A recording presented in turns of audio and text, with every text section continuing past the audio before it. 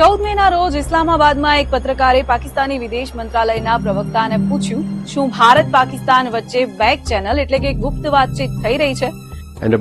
જ્યાં સુધી બેક ચેનલની વાત છે, હું તેના પર કોઈ ટિપ્પણી કરવા માંગતો નથી, અને જો હું તેના પર ટિપ્પણી કરીશ તો પછી તે બેક ચેનલ નહીં રહે.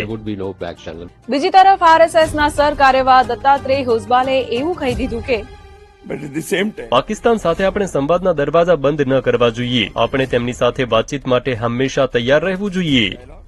જ્યારે પૂર્વ આર્મી ચીફ જનરલ નરવણે કહી ચૂક્યા છે કે બંને તરફ સામાન્ય લોકો રહે છે જેમને રાજકારણ સાથે કોઈ લેવા દેવા નથી. પરંતુ પહેલગામ હુમલા બાદ ભારત પાકિસ્તાન વચ્ચે બધું જ થંભી ગયું હતું. પરંતુ હવે ફરીથી બંને દેશો વચ્ચે વાતચીતની શક્યતાઓ શોધવામાં આવી રહી છે. આ ભારતની સ્ટ્રેટેજી છે કે મજબૂરી?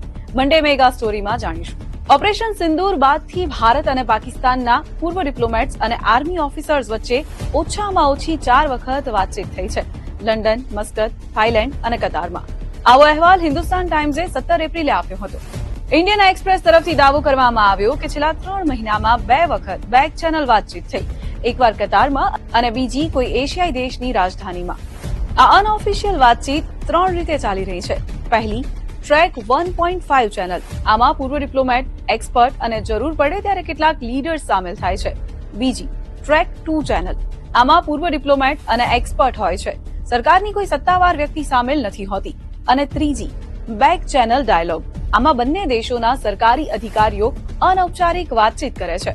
હાલમાં ભારત પાકિસ્તાન વચ્ચે માત્ર શરૂઆતના 2 લેવલની જ વાતચીત થઈ રહી છે. પૂર્વ ડિપ્લોમેટ્સ જણાવે છે કે ટ્રેક 2 વાતચીત કોઈ પણ આયોજિત કરાવી શકે છે. તેને સરકારનું સત્તાવાર સ્ટેન્ડ ન માની શકાય. પરંતુ કોઈ ઇમરજન્સી કન્ડિશન કે જરૂરિયાત ઊભી થવા પર અચાનક બંને દેશો વચ્ચે સંવાદ શરૂ કરવા માટે ટ્રેક 2 લેવલની વાતચીત જરૂરી હોય છે.